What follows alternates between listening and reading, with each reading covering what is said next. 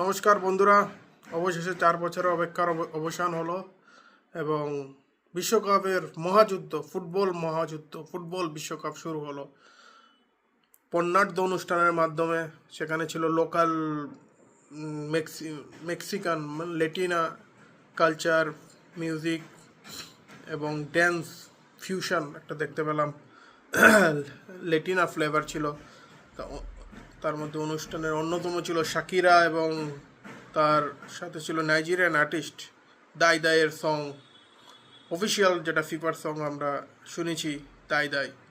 Nigerian artist Verna বয় এবং শাকিরার মধ্যে অন্যতম ছিল এবং ছিলেন লোকাল আর্টিস্টরা আলেহান্দ্রো ফার্নান্ডেস, এরকম অন্যান্যরা ভুলে গেছি নাম, যে বালবিন আই থিঙ্ক। যাই হোক, অনুষ্ঠানে তো খুবই ভালো লাগলো।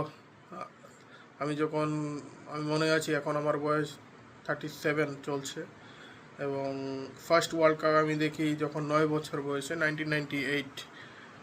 তখন তখনই যেরকম অনুষ্ঠান ছিল সে থেকে এখন অনেকটা একটা কালচারাল ফেস্ট হিসাবে বলতে পারবো হয়েছে। তখন শুধু পতাকা নিয়ে মাঠের ভিত্তে যেত, আগে একটা ফর্মালাইজেশন ছিল।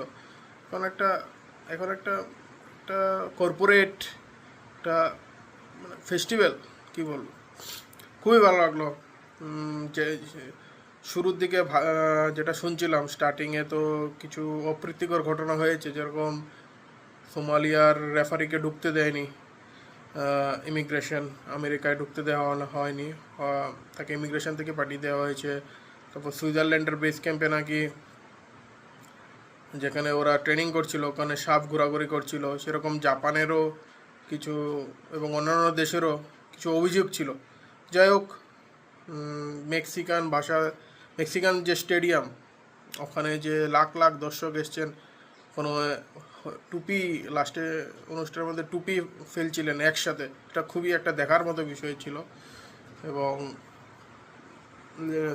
মেক্সিকো তো কলোনিয়ান ছিল, স্প্যানিশ কলোনি, তো ওখানে যেন স্টেডিও মানে স্প্যানিশ ভাষাতেই সব কিছু চলছিল অনুষ্ঠান। এবং স্টেডিয়াম আমরা যেটা বলি সেটা স্প্যানিশ ভাষায় বলে স্টেডিও।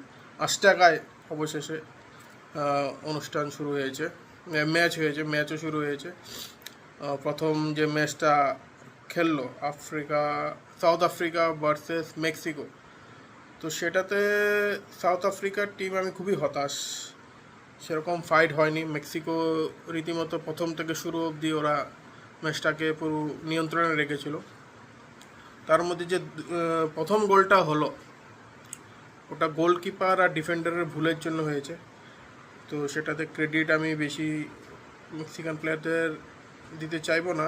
যাই হোক, ওরা বারবার প্রেসিং করছিল, সেটা একটা কারণও ছিল ওদের ভুল করার জন্য। বাট সেকেন্ড গোলটা সেটা আমি খুবই প্রশংসা করবো। সেকেন্ড গোল যেটা ছিল রাউল এমিনেস, ওনার একটা স্টোরি আছে। উনি হেডারে গোল দিয়েছে, বাট 2020 সালে ওনার আর্সেনালের সাথে যখন খেলা ছিল, ডেভিড লুইসের সাথে একটা সংঘর্ষ হওয়ার পরে স্কাল ক্যালচার হয়েছিল, স্কাল্পে তিনি ব্যথা পেয়েছিলেন। তো আবার 4টা বিশ্বকাপ উনি খেলে নিয়েছেন, 4টা এটা নিয়ে। তো সেখানে তিনি সেই মাথা দিয়ে গোল করলেন, হেডার দিয়ে গোলটা হলো। সেটা একটা আমাদের শিকার বিষয়, যে কী করে অদম্য মনোভাব, নেভার সে ডাই অ্যাটিটিউড লাইফে রাখতে হয়, ফিরে আসা যায়, এভাবেও ফিরে আসা যায়। যাই হোক, প্রথম ম্যাচটা তো আমার মেক্সিকো আপনাদের হারাই দিল সাউথ আফ্রিকাকে, খুবই বলবো অনায়াসে হারিয়ে দিয়েছে। বাট সেকেন্ড ম্যাচটা, ফিফার ম্যাচও তো 12:30 থেকে শুরু হয়েছে ভারতীয় সময়। তো সাউথ এশিয়ান, বাংলাদেশ, পাকিস্তান, আমরা যে সাউথ এশিয়ায় বসবাস করি, সবার জন্য কষ্টকর দেখা। যাই হোক, আমাদের তো অভ্যাস আছে, উয়েফা চ্যাম্পিয়ন্স লিগও 12:30টায় শুরু হয়। বাট প্রবলেম হয় সেকেন্ড ম্যাচটা শুরু হয়ে সাউথ কোরিয়া এবং চেকোস্লোভিয়া, ওটা শুরু হয়েছে 7:30টায়। তো 12:30 থেকে 2টা 2:30টায় ঘুমানোর পর দুটো আড়াইটার ম্যাচটা শেষ হতে 3টে আপনি ঘুমাতে যাবেন, 3টার পর আবার 4:30টায় উঠে। যাই হোক, আমি আমি আমাদের মতো কয়েকজন আছে যারা ফুটবল পাগল, এই 1 মাস ওরা ঘুম টুম ভুলে যাবে। তো আমরা আবার উঠেছি, আমি আবার উঠেছি, উঠে খেলাটা দেখলাম। সাউথ কোরিয়া চেক রিপাবলিক খেলাটা তুলনামূলক ওটার থেকে একটু বেটার ছিল, বেটার কম্পিটিশন, এবং দুটা টিমই বরাবর স্ট্রং ছিল আক্রমণ প্রতি আক্রমণের মাধ্যমে। যাই হোক, চেক রিপাবলিক প্রথম 1 গোলে এগিয়ে যাওয়ার পরও 2-1 গোলে হেরে যায় সাউথ কোরিয়ার কাছে। তার মধ্যে একটা খুবই হতাশাজনক ব্যাপার, চেক রিপাবলিক একটা 1-1 হওয়ার পরে প্রথম ওরা একটা গোল দিয়েছে, তারপর একটা গোল খেয়েছে, তারপর আরেকটা গোল দিয়ে দিয়েছিল, ওটা অফসাইড হয়ে গেছে। অফসাইড হওয়ার পর তো প্রথম যেটা চেক রিপাবলিকের জন্য একটু হতাশাজনক, ফ্রাস্ট্রেটিং, কারণ ওরা প্রথমে 1 গোলে এগিয়েছিল, তারপর 1 গোল খেলো, তো আরেকটা গোল দিয়ে দিয়েছিল যেটা অফসাইডের জন্য বাতিল হয়ে গেল। সেখান থেকে সাউথ কোরিয়া আরেকটা গোল দিয়ে দিল, তো 2-1 হেরে গেল চেক রিপাবলিক। যদিও ওটা দাঁতে দাঁত চেপে লড়াই করছিল দুটো টিম, বেশ মজাদার ছিল। যেটা আমরা চাই ফুটবল ওয়ার্ল্ড কাপ থেকে, প্রত্যাশা করি যে দুটো টিমই জমজমাট খেলবে, দর্শকদের আনন্দ দেবে, সেটা মোটামুটি সফল হয়েছে। বাট প্রথম যে ম্যাচটা হলো মেক্সিকো ভার্সেস সাউথ আফ্রিকা, সেটাতে সাউথ আফ্রিকা সেরকম ফাইট দিতেই পারেনি, প্লাস ওরা দুটো লাল কার্ডও খেলো, এবং মেক্সিকো একটা লাল কার্ড খেলো লাস্টের দিকে। তো বোঝা যাচ্ছে এবারের ওয়ার্ল্ড কাপে রেফারি তো খুবই টাফ হবে, লাল কার্ডের ছড়াছড়ি হয়তো দেখতে পাবো, লাল কার্ড হলুদ কার্ডের।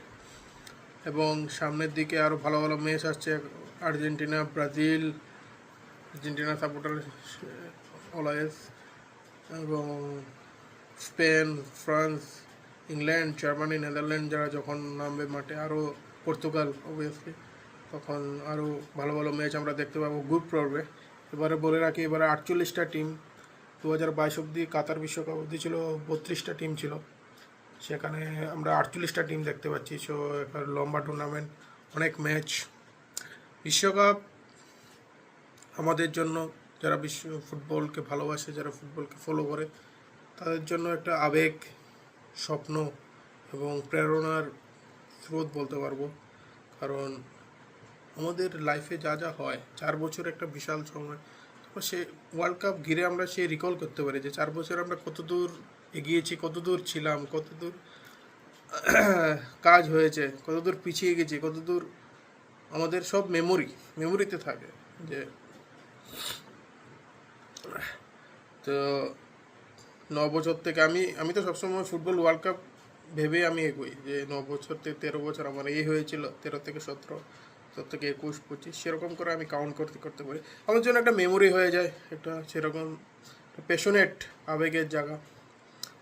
এবং আমাদের যারা ছোট ভাইরা আছে, যারা এখন নতুন কিছু করতে চাইছে জীবনে, হয়তো ফুটবল না হয়, ফুটবল অন্য অন্য কেরিয়ারের অন্য ক্ষেত্রে, তারা হয়তো অনুপ্রেরণা চাইবে, নতুন তারকাও উঠে আসবে। আমরা যেরকম অনুপ্রাণিত হয়েছিলাম, আমাদের সময় মেসি, রোনাল্ডোরা ছিল, হ্যাঁ, তার আগে জিদান, তার আগে আমাদের বাবা কাকারা পেলে বা মারাদোনা থেকে অনুপ্রাণিত হয়েছেন, আমরা মেসি, রোনাল্ডো থেকে অনুপ্রাণিত হয়েছি। তো এই বিশ্বকাপে হয়তো নতুন তারকা জন্মাবে, তাই না? আমাদের বাবারা এখনও স্মৃতির পাতায় মারাদোনাকে খুঁজেন, তো আমরা খুঁজি মেসিকে, মেসি লাস্ট বিশ্বকাপ, রোনাল্ডোরও লাস্ট বিশ্বকাপ। তো সেই জন্য এই বিশ্বকাপটা একটা আবেগ ঘন আমাদের জন্য। তো যাই হোক, আশা করি এই বিশ্বকাপটা আমাদের যা যা আমরা প্রত্যাশা করছি, একটা উত্তেজনামূলক, গতবারের সে ফাইনালটা যেরকম ছিল সেরকমই টান টান উত্তেজনাময় ম্যাচ দেখতে পাবো। এবং আজকে আজকে আজকে ম্যাচ আছে USA versus Paraguay, I think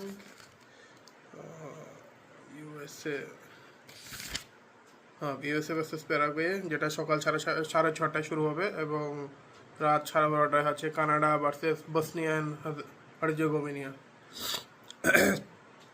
তো ধীরে ধীরে টুর্নামেন্ট যতই বাড়বে, উত্তাপ আরও বাড়বে। তো সাথে থাকুন, সঙ্গে থাকুন। এটা খুবই র চ্যানেল, তো যারা ফুটবল ভালোবাসে অনেক ভালোবাসে না, আমি কোনো এখানে আমি আপনাদের ভালোবাসায় আমার যেটা পেশন, আমি ফুটবল পছন্দ করি, হয়তো আমার বলার ভালো না লাগতে পারে স্টাইল, বাট আমি চেষ্টা করব। আমি এটা চ্যানেল না আমার, আমি কোনোকে এটাকে মনিটাইজ করার অনুপ্রেরণাতে এসেছি, হলে ভালো না হলে নেই, সেরকম কোনো ইচ্ছা নেই আমার। বাট আমি ফুটবল নিয়ে কথা বলতে চাই। আমি ফুটবল যারা আমার সাথে আর ফুটবল ভালোবাসে আমার সাথে, যারা football fan, real football fan, তাদের সাথে ইন্টারেক্ট করতে ভালোবাসি, সেরকম অনুপ্রেরণা সেরকম ভেবে আমি চ্যানেলটা শুরু করেছি। সেখানে আমার কোনো অন্য কোনো ইচ্ছা নেই, just for pure game of football mainly. And I love sports, other sports of cricket, hockey, tennis, badminton, F1 আমি ফলো করি। তো সেই জন্য আমি চ্যানেলটা শুরু করেছি। এবং আই লাভ মেসি, ছোট্ট মেসি ঘুমাচ্ছে। তো দেখা হবে বন্ধুরা, যত দিন যাবে ম্যাচ আরও উত্তাপ বাড়াবে এবং আরও ভালো ভালো ম্যাচ নিয়ে আমি আসবো, এবং আশা করবো আরও আপনাদের সাথে শেয়ার করার জন্য আরও ঘটনা, মজার ঘটনা। তো সাবস্ক্রাইব করুন, তো পেজটাকে ফলো করুন, ইউটিউব থেকে দেখলে সাবস্ক্রাইব করুন, জাস্ট একটা কমিউনিটি বিল্ড আপের জন্য। That's it. Okay, bye guys, love you.